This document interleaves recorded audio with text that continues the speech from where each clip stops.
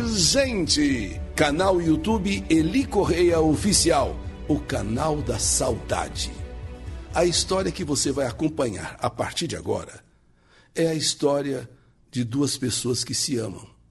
E no auge do amor, prometeram um ao outro que jamais iriam se separar, nem depois de mortos. Promessas são eternas. Promessas é para serem cumpridas. Então vamos à história. Me chamo Ana e gostaria muito que você contasse a minha história, Eli Correia. Eu sempre acreditei que meu amor com Eduardo era um amor para sempre. Éramos daqueles casais que todos olhavam e diziam: esses dois nasceram para o outro. Nós combinávamos em tudo, no jeito simples de viver, no riso fácil, no silêncio confortável. Não precisávamos falar. Um olhava para o outro e já bastava. Gostávamos de passear na praça aos domingos, comer pipoca do cinema e sentar sempre no mesmo lugar. Eduardo, ele fingia que não tinha medo nos filmes de terror. Mas era eu quem estava abraçada nele, protegendo ele quando as luzes se acendiam. Nos dias comuns, caminhávamos, ríamos, cantávamos e sempre falávamos sobre o futuro. Fazíamos planos, enfim. Nada de luxo, só planos pequenos. Uma casa simples, um quintal com uma árvore para sentarmos à sombra, um cachorro, domingos preguiçosos, sem fazer nada. Nós nos amávamos com certeza e repetíamos isso o tempo todo. Eu te amo, nosso amor é para sempre. Mesmo se um de nós morrer, dizia ele, vamos ser fiel um ao outro, mesmo depois da morte. E eu completava sorrindo. O outro fica sozinho, não vai mais ter nunca mais ninguém. Falávamos como brincadeira. Imagina se a gente ia pensar que um ou outro pudesse, Deus me livre e guarde, morrer. Nosso casamento foi simples, mas cheio de carinho. Toda a família reunida. E dançamos o nosso casamento até o salão esvaziar. Fomos embora de mãos dadas, como se o mundo fosse só nosso. Foi um dia de felicidade inesquecível, o dia do nosso casamento. Bem, já estávamos agora casados há 3 anos e já planejávamos ter filhos, quando tudo aconteceu. Na manhã de 28 de setembro de 1990, Eduardo saiu, como sempre, cedo para o trabalho, saiu cedo para o serviço. Antes de sair, Eduardo me beijou com mais ternura do que o normal e me disse: te amo para sempre, amor, te amo. E eu respondi: também te amo para sempre, te amo infinito. E fiquei na porta vendo o carro se afastar e senti um aperto estranho no coração. Neste dia o céu estava nublado.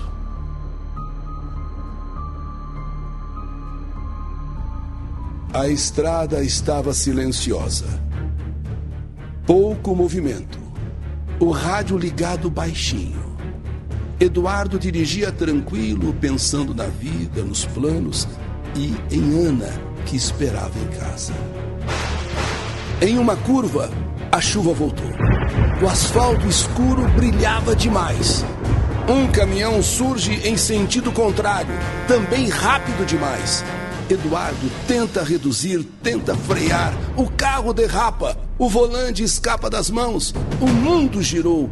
O som dos pneus gritando no asfalto. Um impacto seco. Depois o silêncio. Nenhuma explosão, nenhum estrondo exagerado. Apenas um silêncio de uma batida terrível. O carro parado, atravessado na estrada, e Eduardo preso nas ferragens.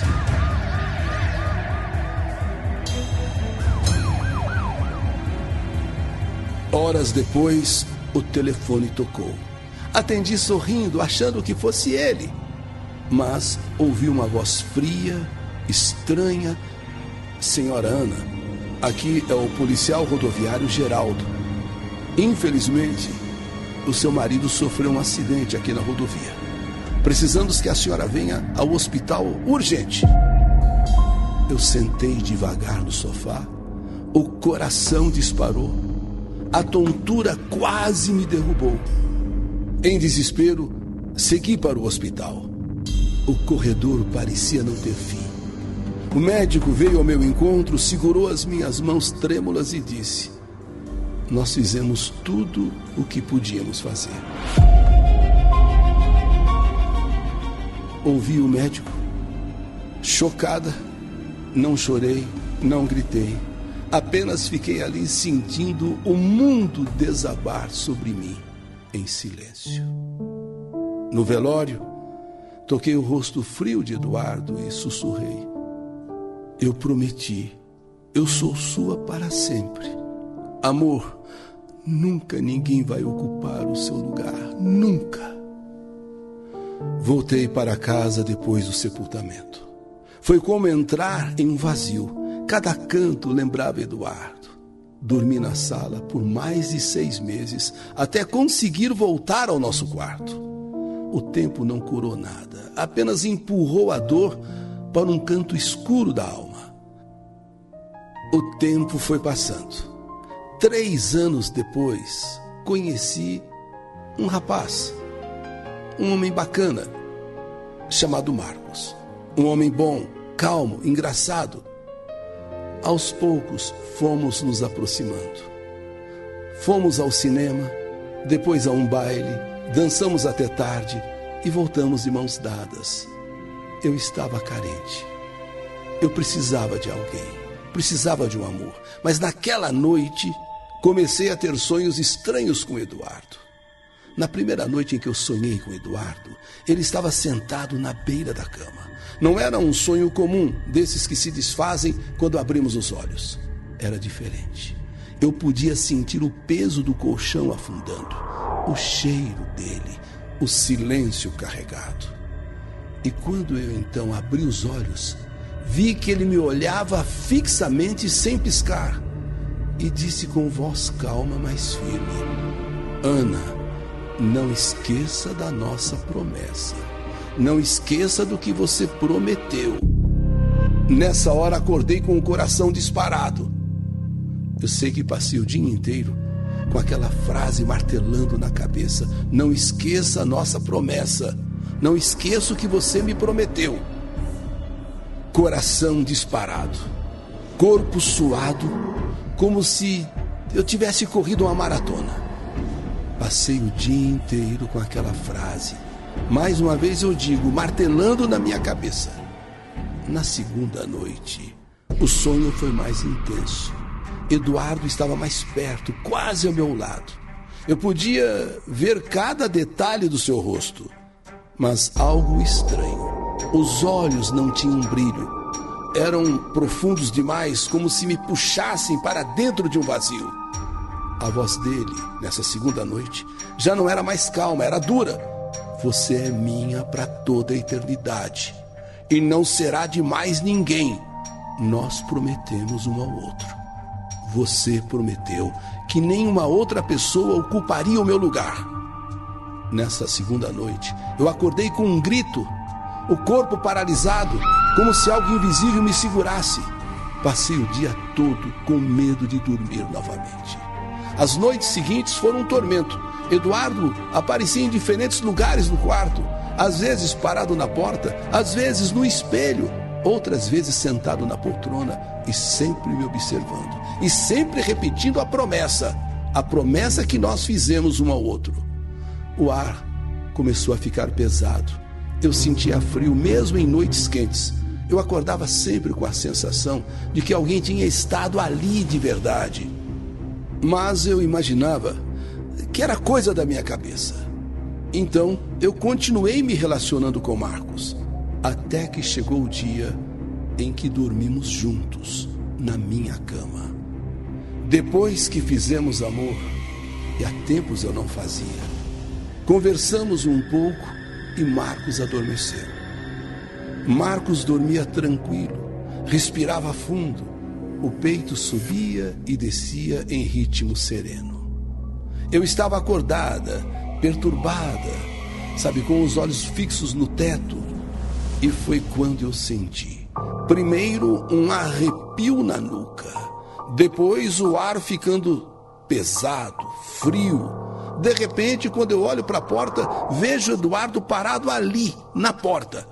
Não era sonho, não era coisa da minha cabeça. Eu sabia, o meu corpo inteiro se recusava a se mover. E ele então deu um passo à frente. O ar ficou ainda mais denso, pesado, carregado, e eu ouvi como um sussurro no meu ouvido. Eu avisei, promessas não morrem. Marcos se mexeu na cama. Primeiro um movimento leve, depois um som estranho como um engasgo. Um engasgo. Virou o rosto e levou as mãos ao pescoço. Eu tentei gritar, mas minha voz não saía. O desespero tomou conta de mim. Marcos então abriu os olhos arregalados, cheios de pânico, olhos assim cheios de pânico. Ele, apavorado, tentava puxar o ar, mas o ar não vinha. A respiração curta, ofegante, como se algo invisível apertasse a sua garganta. Ele então se senta na cama desesperado. As mãos apertavam o seu pescoço, o rosto mudava de cor, ficando roxo. Os olhos imploravam por ajuda. Eu presa, incapaz de me mover, o quarto gelado, o ar pesado, impossível quase de se respirar. Marcos então caiu de joelhos no chão, batia no próprio peito como se quisesse expulsar o que o sufocava. O som que saía da sua boca era um som rouco, sufocado, um gemido de quem luta contra a morte.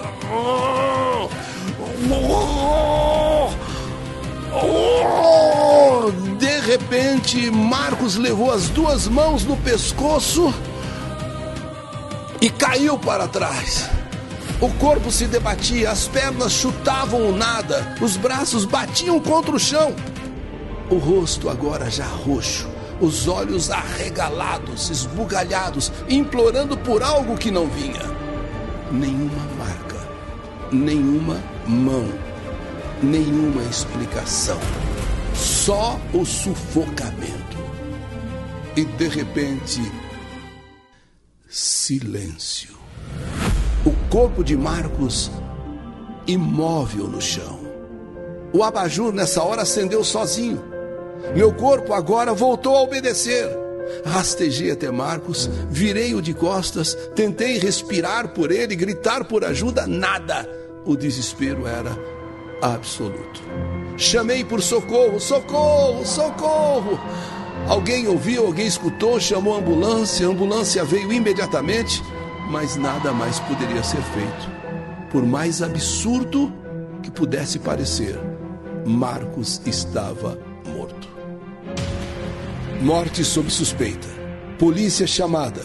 Corpo levado pelo carro funerário. Após a autópsia, mais tarde, disseram que não havia causa aparente. Nenhum problema no coração, nenhum sinal de violência. Um homem forte, saudável. Isso não faz sentido, disseram os paramédicos, enfim, as autoridades. Eu não disse nada a ninguém sobre aquela noite, até porque ninguém ia acreditar em mim. Foi um velório dos mais tristes, dos mais tristes. Marcos tinha muitos amigos e familiares, e eu estava ali perdendo mais um amor. Quando voltei para casa, já era noite. Tomei um banho e fui dormir no sofá da sala. Eu não queria voltar para aquele quarto nunca mais. Na noite seguinte, ainda assombrada, fui até o quarto para arrumar a bagunça. E foi nessa hora que, para mim, não foi um pesadelo. muito mais. Foi realidade. Assustador.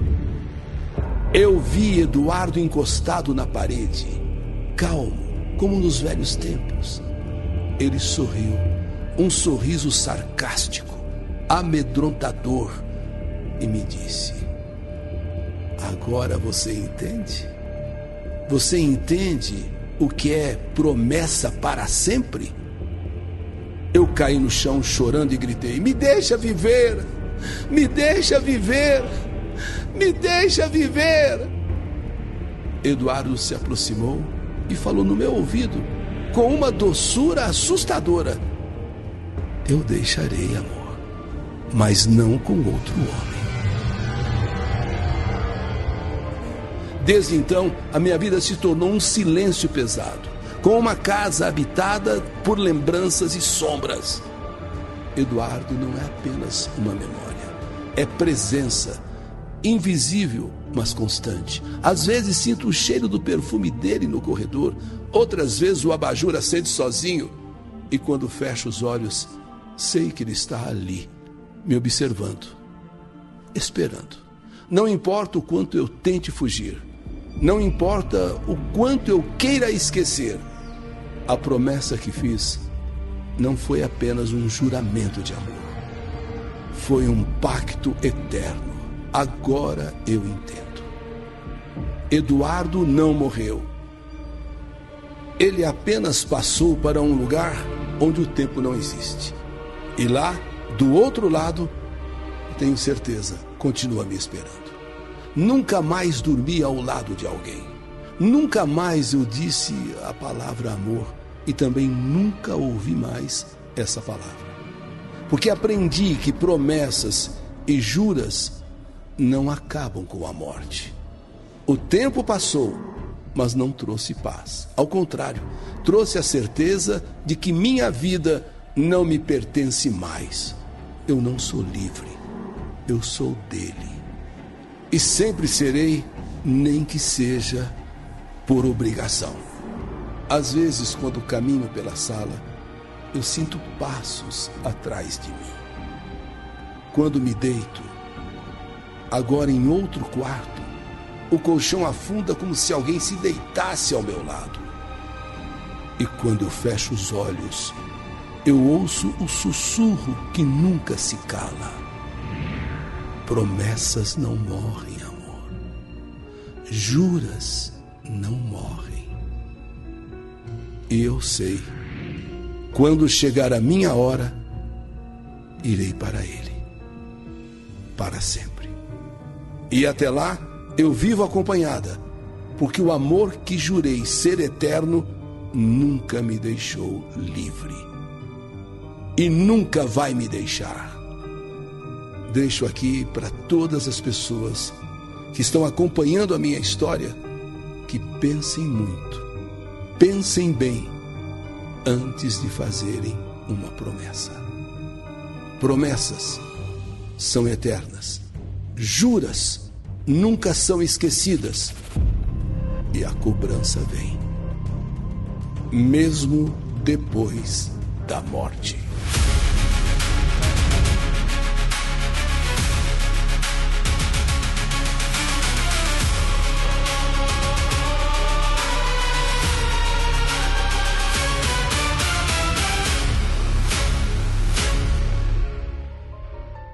Eu sou Ana. Essa é a minha história. História que a vida escreveu. Que saudade de você. Programa Eli Correia, o homem sorriso do rádio.